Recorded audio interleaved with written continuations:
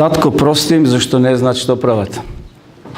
Били изговорени овие зборови во еден петок пред 2000 години, кога Исус бил распнат на Голготскиот крст. Десетици луѓе поминувале покрај крстот. Го плукале, го псувале Исуса, му се подсмевале. Едноставно сакале да му нанесат уште една голема болка. Поминувачите велеле, ако си син Божи, симни се од крстот. Верските водачи велеле, исто така со тешки зборови го навредувале, други спасуваше, а себе не можеш да се спасиш. Војниците велеле, ако си цар јудејски, спаси се себе си. Навистина, браќи и сестри, овие зборови не враќаат во минатото, не враќаат токму на оној црн петок, најлош во историјата на човештвото, кога го раснале невиниот Спасител Исус Христос.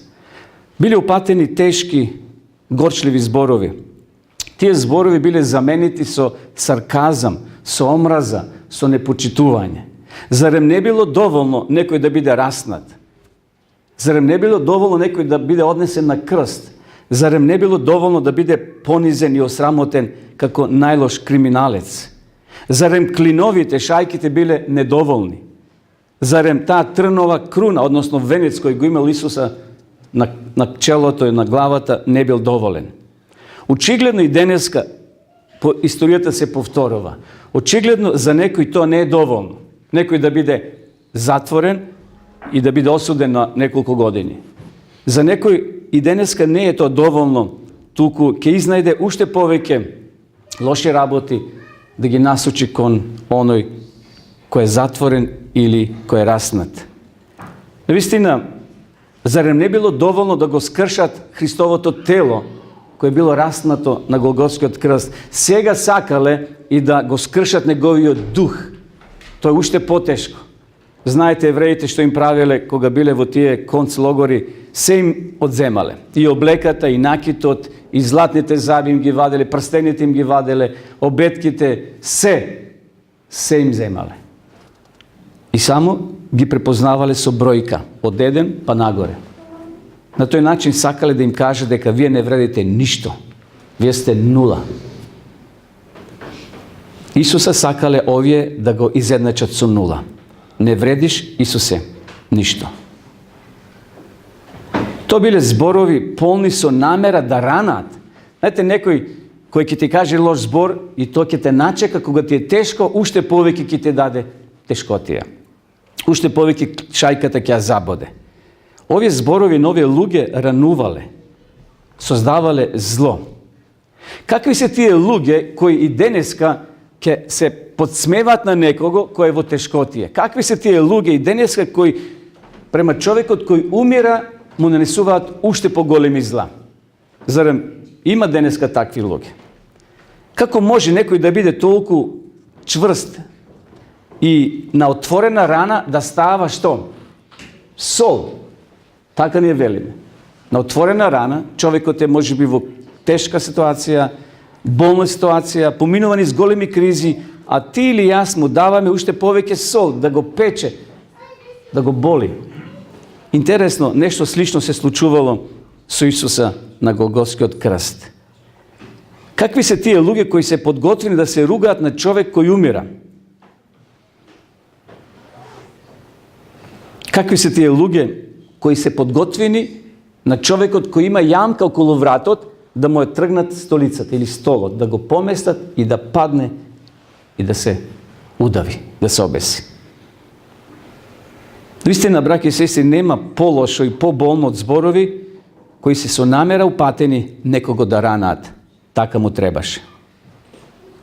Апостол Јаков што вели во своето послание за јазикот? Со што го споредува? Со оган. Оган кој пали се пред себе. Тој вели мал орган, но чуда прави. И ние знаеме дека сите пожари, еве овие денови беснат околу Кавадарци, не настанале случајно. Тие од едно мало чкорче се запалени. Од една мала искра и станува пожар. Се голти пред себе. Zato apostol Jakov veli, jazikot je kako ogan, njegoviot plamen jednako uništova i pali se pred sebe. I zato dneska sakam da se podsjetime na ove zborovi. Isus se moli, ajde otvorime Luka 23. glava. Ovdje u Luka 23. glava go imame toj nastan, Luka to ni go taka približuva i ima podnaslov raspnuvanje i ovdje u 23. glava toj go pišova slednji od nastan. No preda čitame u Luka, ke odime u 1. Petrova 2. glava 23. stih. Znači, potom ke otideme u Luka, preto sakam da se podsjetime kakva izjava dava apostol Petar, čovjek koji ležel, koji se družel su Isusa 3,5 godine, mu bil najblizok sorabotnik i što bi rekli, znal kako diši Isus, Isus znal kako diši Petar. I ovdje u 2.23 evo go Petrovo to izlaganje ili izjava, koga stanova zbor za Isusa. Toj koji beše navredovan, ne vraćaše so navredan. Koga stradaše, ne se zakanuvaše. Tuku se predade sebi si na onoj koji sudi kako? Pravedno. Gledajte Petar kako go pišu Isusa.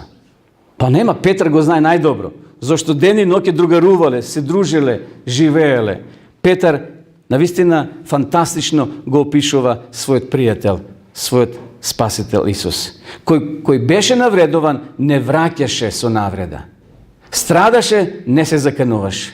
Isus ne vozvrekal, braki i sestri. Isus ne zagrizel, jedan na jedan. Isus ne rekol, će dojdati mojte 5 minuti. Сега si ti na vlast. No dojdi, kaži mi v lice, nemoj zadgledati da mi zborovaš. Сега ja go parafraziram što Isus možel da kaže.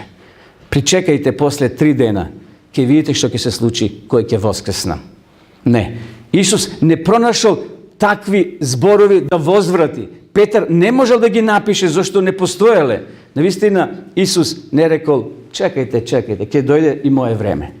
Se zekam na jedan slučka, tamo strumičko, jedan čovjek stopiraše, to beše mnogo odavna, i ne zastana kola da go kači. Ja tuka isto taka stopira. A to je veli, čekaj, i moj od zagarke fati zajak. Znate zagar što je? One kućenja koji lovđisko. I veli, moj od zagarke fati zajak. Što saka da kaže, ke dojeti mojte 5 minuti, pa ke vi vratam togaš. Isus ne napravil taka, brake i sestri. Isus ne rekao, što mi govorite za grb? Kažite mi u lice, što svega kako sam vrzan, koga sam rasnut, pa ne može da vi vozvratam. Iako Isus može, taka? Isus može da im vozvrati. Isus može legion angeli da povika i da se vrati da kaže, čao, dvojka, ne me interesira povike za vas. Isus bi se vratil na nebotu. Planot na spasenje to bi se poremetil i nije bi bili večno grešnici nova zemlja. No teksto taka ne veli. Petar veli, Isus ne vozvraćaše. Isus ne se gneveše. Mu beše teško. No se predade, sebi se predade na onoj koji sudi pravedno. Što Isus napravil? Prepuštil na Isusa, odnosno Isus prepuštil na sudecot, na sudijata nebesen, na svoj tatko. Što znači to? I nije ne smijeme da presuduvame deneska. Koji sme nije da sudime, veli Biblija, apostol Pavle veli. Ne prevezel Isus momentalna osveta da vozvrati na tije zlostornici koji mu pravili loš. Isus ne baral izgovor. Znate, nije ponekoš baram izgovor, pa moraše da mu kažem. Da se osvesti, da shvati deka ne su truba, deka ne sum jaz bez mozog. I znajte, nije me sto izreki, odnosno sto raboti da se opravdam. Isus to nego kaža. Ajde sega da odime u Luka 23:34, da vidime sega direktno što se slučuva tamo na Golgotski krst. Luka, eve, nija približuva ta scena i kažuva u 23. glava 34. stih. I koga dojdoa na mesto to, narečeno Golgota, tamo go rastna nego i zločinci, jedni od odesno, a drugi od odljevo. I ti продолжimo što neki stih. A Isus reče, tatko, prosti im, ti ne znat što pravat. Koga delija negovi od кога го делеа неговото облекло, фрлија жребка, народот стоеше и гледаше, а старешините се ругаа, велејќи други спаси, нека се спаси самиот себе си. Ако е тој Христос Божи избраник. И гледате сега 36 стих, му се подсмеваа и војниците кои му се приближуваа и му дава киселина. И велеа, ако си цар јудејски, спаси се самиот. А над него имаше надпис на грчки, латински, еврејски, ово е јудејскиот цар. Гледате, браќи и сестри, каква сцена. Дали сме сретнали во животот таква личност? Ја не сум сретнал човек кој така се однесува. Овде Исус се однесува како човек, не како Бог. Исус ги трпел болките како човек, не како Бог. Дали може да најдеме нова планета, човек со таква љубов?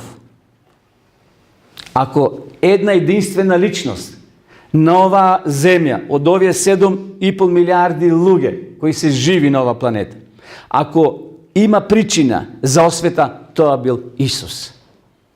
Зашто не направил никаков грев. Немал никакви грешки зашто му се судило. Но дали Исус се осветувал, браќи и сестри? Исус не возвраќал. Наместо тоа, тој им простова и вели, татко, прости им, зашто не знаеш што прават. Исус умира за тие кои го плукаат. Исус умира за оние кои го однеле во смрт. Како Исус можел тоа да го направи, браќи и сестри? Како Исус тоа можел да го поднесе? Не знам. Но само она што го знам. Дека Исус постојано бил во врска со Отецот и примал сила. Тој се подготвувал за ова. И барал сила од Отецот. И затоа на ног помината во Гецеманија, кога Исус се моли и вели, татко, нека ме помине ова чаша. Нека биде твојата волја. Навистина, овде Исус ги понел тие болки за тебе и за мене. Понекогаш се прашуваме дали Христовата љубов може да се види во мене, во твојот, во нашиот живот. Дали ние, кога ќе бидеме боцнати, условно кажано, со нешто, кога ќе ни нанесат зло, може да проголтаме или ќе возвратиме 3 пати повеќе. Дали понекогаш се изедначуваме со оние кои прават лошо на другите и ние вели, така му требаше. И јас сум за тоа. И јас би гласал. Еве што се случило во Америка. Бернард Хуго, 37 годишни човек, момче, млад човек, во една њујоршка подземна железница убил 4 терористи, односно уличари. Тоа била банда од 4 кои напаѓале девојки, жени во тие подземни станици во Њујорк. Ги убил, бум, бум, бум, 4, ги изрешетал. Брзо таа вест се проширила низ целиот град, низ цела Америка. Преку ноќ станал херој. Популарната глумица, една од популарните глумици, му пратила телеграма со надпис "Љубов и бакнеш". Мајци, надписи почна да се печатат, да се појавуваат на улиците во Њујорк Сити. Една рок група напишала и песна во негова чест.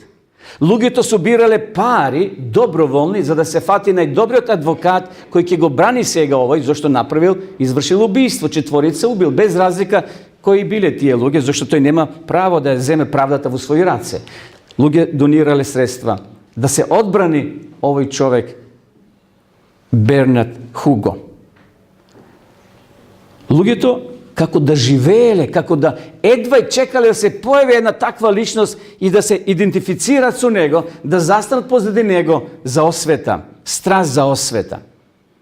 Што се крие во човечкото срце, браќи и сестри, да ние, како луѓе, застанеме зад една таква личност која ќе изврши убиство? Зарем со убиството на овие 4 се решил проблемот на криминалот во Њујорк? Дали се решил? Не. И понатаму ќе има банди. Не е наше да ја земеме правдата во наши раце. Дали омразата на некого му донела добро? Дали за такви луѓе има надеж? Кој проблем бил решен со насилство? Денеска се водат војни меѓу 2 држави i na kraju povtorno će sednat za zelena masa, kako što se veli, razgovarat, pregovarat, da dojde do nekoje rešenije.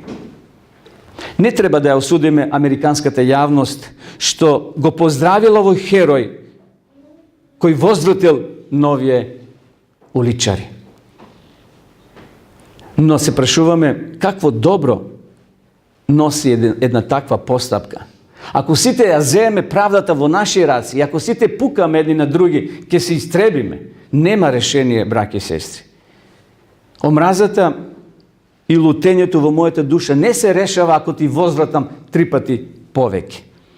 I zato ovo razmisluvanje treba da ni pomogne da se setime na Isusa, koji se moli za one koji go plukat, koji go navreduvat, koji go ponižuvat, to i se moli tatko, prosti im, zašto ne zna što pravat. No Isus ovde, koga se moli, tatko, prosti im, te ima i mene i nas. Vo vizija i ne gleda дека i nije ponekad sme slični. Kako on je 3 kategorije na luge koji pominuvale pored krstot. Da li se vojnicite, da li se sveštenството ili običните građani. Воедна сме група. Секој нека се одбере и нека се виде во која сме. Но Исус се моли за сите нас. Исус не отворила, па макар да не жигосат. Исус вели, дојдете кај мене, јас ќе ве ослободам и ќе ве одморам. Исус зборува за она толпа на луѓе кои се подготвени да го убијат. Во таа толпа на луѓе имало луѓе кои биле излечени, имало луѓе кои биле хранети од Исуса, имало луѓе кои биле, постојано со Исуса, но во таа толпа биле повлечени и тие викале доле пред судницата на Пилата, расни го. И сега се наоѓаат на погрешната страна, наместо на позитивната. Браќи сестри, во Исусовите очи немало освета. Исус гледал внимателно. Некој рекол вака: во Исусовите очи ова крвожедна толпа не биле убийци, туку жртви. Исус не гледа омраза во нивните очи, туку збунетост. Не ја смета за милитантна група, туку овци без пастир. Гледате Исус со какви очи ја гледа толпата која стои пред него. 3 категории на луѓе.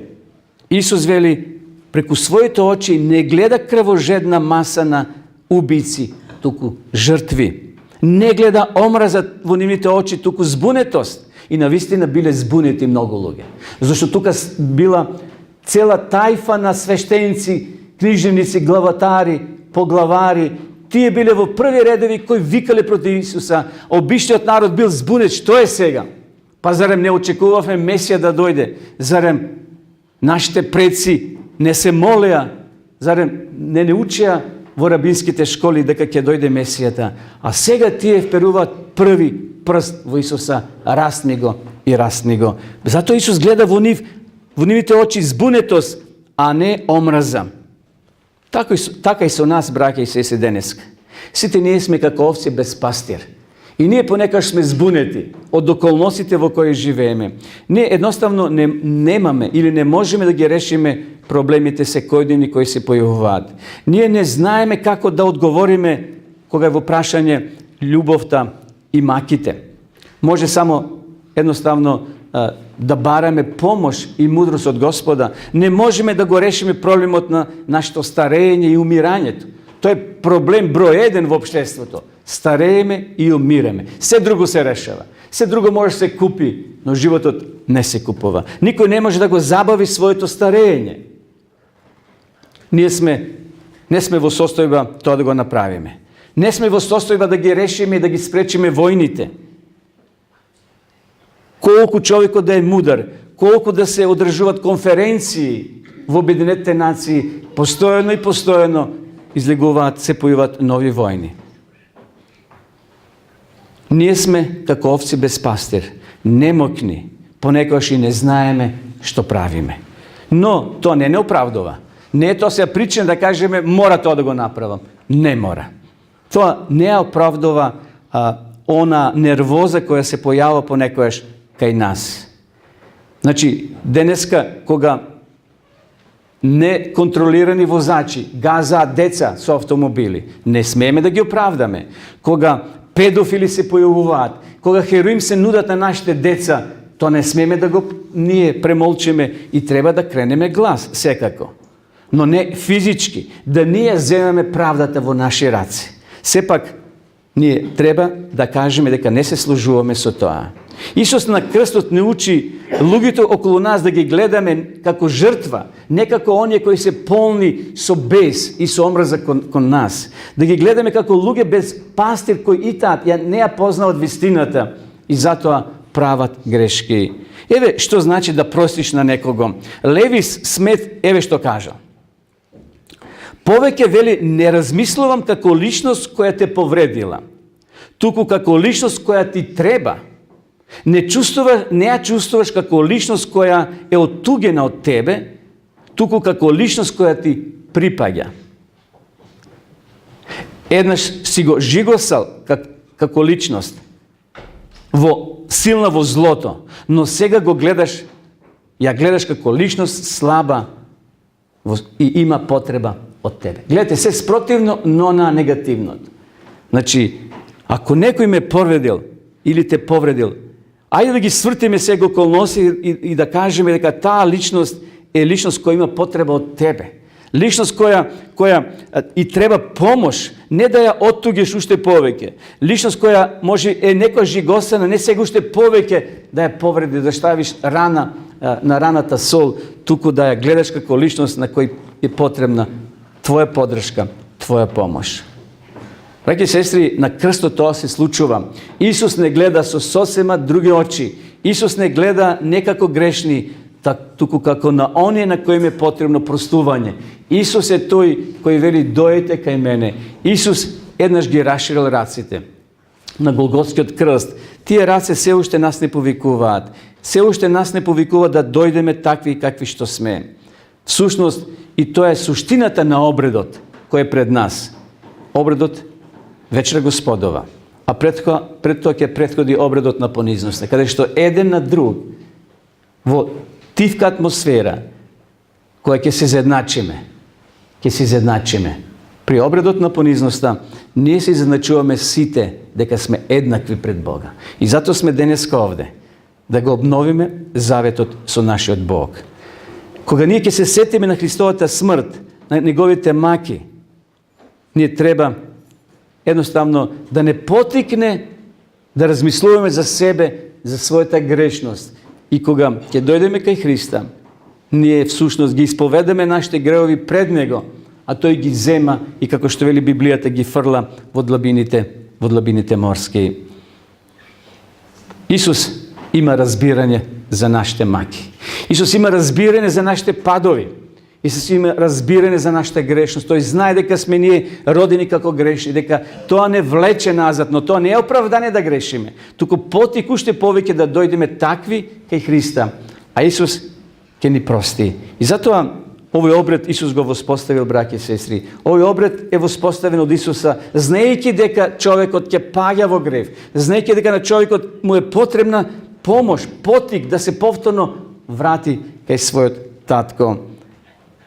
Господ нека ни помогне да навистина сватиме дека Исус не осудува. И ние не смееме да судиме. Туку има горе еден кој суди. На Бога да препуштиме. Така се молел овде. Нели Петар тоа го кажал и го читавме. Татко, прости им. Зашто? Не знаат што прават. Иако ова група на млади во Америка, во Њујорк, се поистоветиле со Бернард, како оној кој ја зел правдата во своји раце. Но ништо со тоа не се решава. Само повеќе гнев, фрустрации се појавува во општеството. Ѓаволот знае каде да удри. Ѓаволот знае каде е најтенок конецот. И таму тој ќе сака да се скине. Но да не дозволиме ѓаволот да доминира со нас.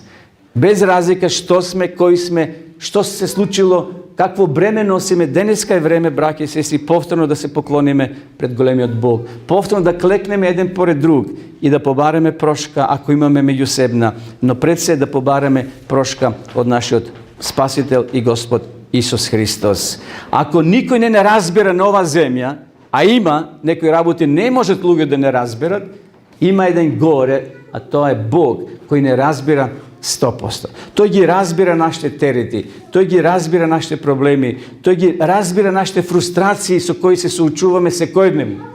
И затоа фала му на Бога за ова вистина. Фала му што Исус овде се моли и за тебе и за мене и вели: татко, прости им, зашто не знаат што прават. И навистина ние би рекле: знаеле што правеле. Со умисла тоа го правеле. Не, во тие мигови очигледно биле опфатени од демоните. Таа демонска сила јако, силно влијаела во тој миг, кога луѓето кренале раце да се растне Спасителот на светот, оној кој не направил никаков грев. Уште еднаш, браќи и сестри, денеска е време и момент да дојдеме и сме дошле пред Бога, да се растовариме со сите наши проблеми што сме ги имали до овој час и од тука да излеземе оправдани, зашто тоа е библиската вистина. Исус вели: татко, прости им. Фала му на Исуса за ова молитва. Амин.